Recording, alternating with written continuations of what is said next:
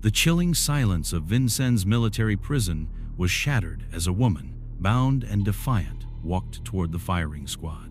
The woman who had bewitched men across Europe, whose very name was synonymous with seduction and espionage, was about to face her fate. She stood tall, no blindfold, no fear. Her name was Mata Hari.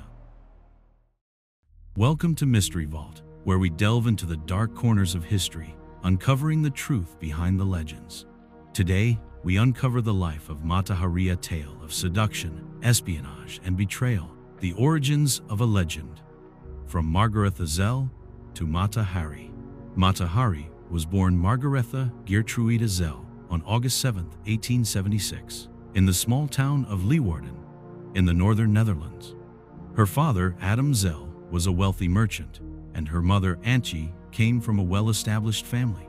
For the first few years of her life, Margaretha's world was one of relative comfort and privilege. However, her father's financial ruin and outcome of a series of poor investments would mark the beginning of her lifelong struggle with instability. By the time Margaretha was a teenager, the Zell family was facing financial collapse. Her father, once a prosperous man, lost his fortune, leaving his children to face a much darker future. The family's fall from grace was quick and humiliating, and in a bid to salvage what little they had left, Margaretha's mother arranged for her to marry a man nearly twice her age, Rudolf MacLeod, a Dutch colonial officer stationed in the Dutch East Indies. At the age of 19, Margaretha left the Netherlands for the exotic world of Indonesia, where she would begin her transformation from a naive, privileged girl to the woman who would captivate the world's attention.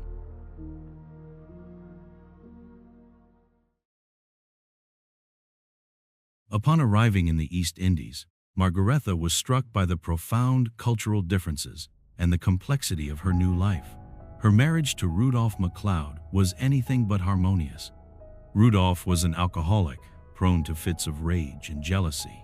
The relationship was marked by abuse, both emotional and physical, leaving deep scars on Margaretha.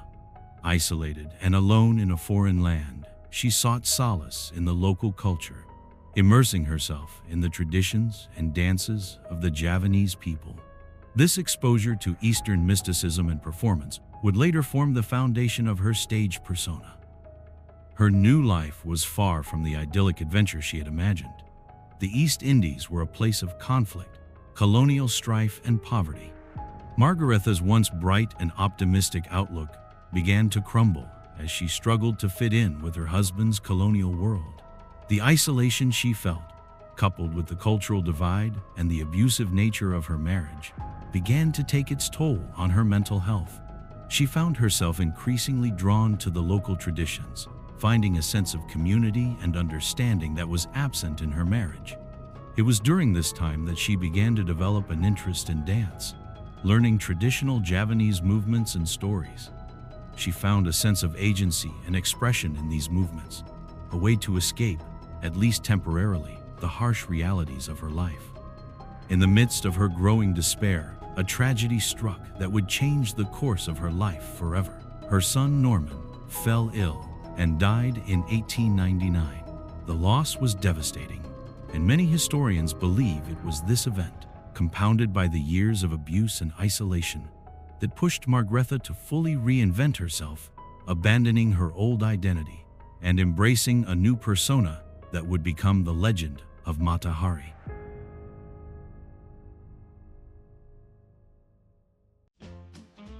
After the dissolution of her marriage, Margaretha returned to Europe, deeply scarred but also determined to create a new life. She adopted the name Mata Hari, meaning Eye of the Day in Malay, a reference to the rising sun, symbolizing her own rebirth. She settled in Paris, a city known for its decadence, its art, and its wild creativity. Mata Hari began performing as an exotic dancer, incorporating elements of the cultures she had encountered in the East Indies into her performances. Her dances were described as sensual and hypnotic, drawing crowds of powerful men and aristocrats from across Europe. She didn't simply perform, she created a persona, a mystique. She wove elaborate stories about her origins, claiming to be a Javanese princess descended from royalty. This fabricated backstory added to her allure, making her seem even more exotic and mysterious. She danced in lavish costumes, often wearing little more than a veil, and quickly became a sensation on the European stage. Her performances were not just about physical movement, they were theatrical experiences, filled with symbolism and storytelling, captivating audiences with their exotic allure. She understood the power of spectacle and used it to her advantage. Her allure was undeniable. Mata Hari's beauty, grace, and mysterious background only added to her mystique. She cultivated an air of mystery, fueling rumors and speculation about her past. She captivated the hearts and minds of men, and soon, she was more than just a dancer. She was a celebrated courtesan, a sought-after companion for influential men, and a symbol of forbidden pleasure. Her connections extended into the highest echelons of European society, granting her access to powerful figures in politics and the military. Her romantic entanglements were numerous, and her lovers were influential men, diplomats, military officers, and even royalty. These relationships provided her with a comfortable lifestyle and access to valuable information. Among them was a high-ranking French officer, who would later become crucial to the accusations against her during World War I. This relationship, fueled by genuine affection on Mata Hari's part, would ultimately become a key piece of evidence against her, twisted and misinterpreted by the prosecution.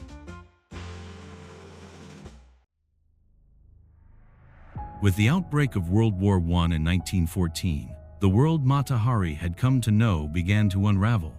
Paris, once a city of glamour and artistic freedom, became a place of war, propaganda, and fear. The carefree atmosphere of the Belle Époque was replaced by suspicion and paranoia. The French government, desperate for information, turned to espionage, and Mata Hari, with her connections to both French and German officers, became a person of interest. Her international travels and social connections made her a valuable potential asset, or so the intelligence agencies believed. The world was dividing itself into opposing camps, and Mata Hari, with her international connections, found herself in a precarious position. Many believe that Mata Hari was recruited by the Germans as a spy, although there is no definitive evidence to prove this. The existing documents are ambiguous and open to interpretation. Some historians argue that she may have been manipulated by both sides of the war, used as a pawn in a game of espionage she barely understood. Perhaps she was approached by both French and German agents, each believing they could exploit her connections. Her relationship with a German diplomat named Count von Moltke is often cited as evidence of her involvement with the German military, though she later claimed that her activities were far less sinister. According to her, she had been promised money and resources in exchange for information, but she maintained that she never betrayed her country. She claimed she was attempting to act as a double agent for the French, offering to gather intelligence on the Germans. This claim, however, was never fully substantiated.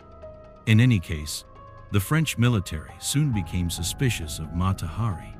Her frequent travels between countries, her relationships with high-ranking officials from opposing sides, and the general atmosphere of wartime paranoia all contributed to their suspicion. She was arrested in February 1917 on charges of espionage, accused of passing along vital military secrets to the Germans that led to the deaths of French soldiers. The evidence against her was circumstantial at best, based largely on intercepted messages that were poorly translated and open to misinterpretation. The French intelligence services, under immense pressure to find and prosecute spies, saw in Mata Hari an easy target, a glamorous and controversial figure who could be used to boost public morale and distract from the realities of the war. They needed a scapegoat, and Mata Hari fit the role perfectly. Mata Hari's trial was nothing short of sensational. The French military court, eager to make an example of her, turned the proceedings into a public spectacle. The courtroom was packed with spectators, many of whom were eager to see the woman who had captivated Europe's elite laid bare. The press sensationalized the story, portraying her as a dangerous seductress who had used her charms to betray France. Her reputation as a seductive, enigmatic woman preceded her, and the trial quickly became a trial not only of her actions, but of her character. It was a morality play, as much as a legal proceeding, a clash between the old world of aristocratic privilege and the new world of wartime anxieties. The prosecution's case was weak.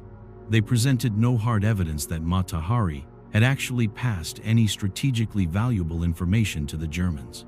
Instead, they relied on rumors, speculation, and her past relationships to paint her as a femme fatale, a seductive woman who had betrayed her country for personal gain. They focused on her extravagant lifestyle, her numerous lovers, and her exotic persona, using these elements to create a narrative of a morally corrupt woman who was willing to sell secrets for money. They presented intercepted messages as proof of her espionage activities, but these messages were often vague and could be interpreted in multiple ways.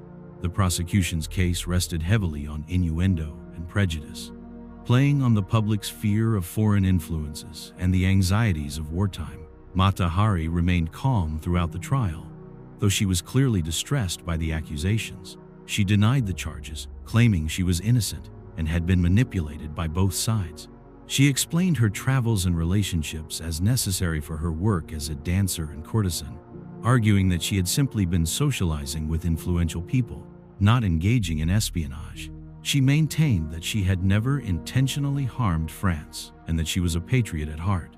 However, her explanations were often dismissed as lies and attempts to deceive the court. The judges, influenced by the prevailing anti-German sentiment and the sensationalist press coverage, seemed determined to find her guilty. The trial became a media frenzy, with newspapers around the world reporting on every detail, further cementing Mata Hari's image as a notorious spy. Despite her defense, the court found her guilty of espionage and sentenced her to death by firing squad. The verdict was met with public approval in France, where Mata Hari had become a symbol of wartime betrayal. The period between her sentencing and execution was marked by appeals and desperate attempts to secure a pardon, all of which ultimately failed. Mata Hari accepted her fate with a stoicism that surprised many. She refused to beg for mercy and maintained her innocence until the very end. On October 15, 1917, Mata Hari was led to the firing squad at the Vincennes military prison. She walked confidently to her fate, her head held high without a blindfold. Accounts of her final moments vary. Some say she blew a kiss to the firing squad, others that she simply stood tall and defiant. Her composure in the face of death became a powerful image, further contributing to her legendary status. Her defiance in the face of death became a symbol of the strength she had carried throughout her life, a final act of control in a situation where she had lost all control. As she stood before the soldiers, she was given the chance to say her final words, but she remained silent. The soldiers took their positions, and within moments, Mata Hari was dead. Her body was quickly disposed of, and her name became a legenda symbol of mystery, betrayal, and the deadly cost of espionage. Her remains were never claimed, and her final resting place remains unknown. The truth about Mata Hari's life and her role in World War I remains a subject of debate to this day. Was she a double agent who played both sides for personal gain? Or was she an innocent woman caught in a web of wartime paranoia, falsely accused of espionage to cover up the military's failures? The lack of concrete evidence and the conflicting accounts of her activities have allowed for numerous interpretations of her story. What is undeniable is that Mata Hari became a symbol of the dangers of seduction and secrecy. A woman who lived in the shadows, never fully understood, and ultimately sacrificed for a crime she may not have committed. Her story has been retold countless times in books, films, and plays, each version offering a different perspective on her life and her motivations. Her legacy is one of intrigue, seduction, and tragedy, an enigmatic figure who has captured the imagination of generations. She remains a subject of fascination, a reminder of the complexities of history and the dangers of prejudice and wartime hysteria. If you enjoyed this deep dive into the mysterious world of Mata Hari, Make sure to hit that subscribe button, like this video, and share it with your friends. Join us next time as we explore another unsolved mystery from history's vault.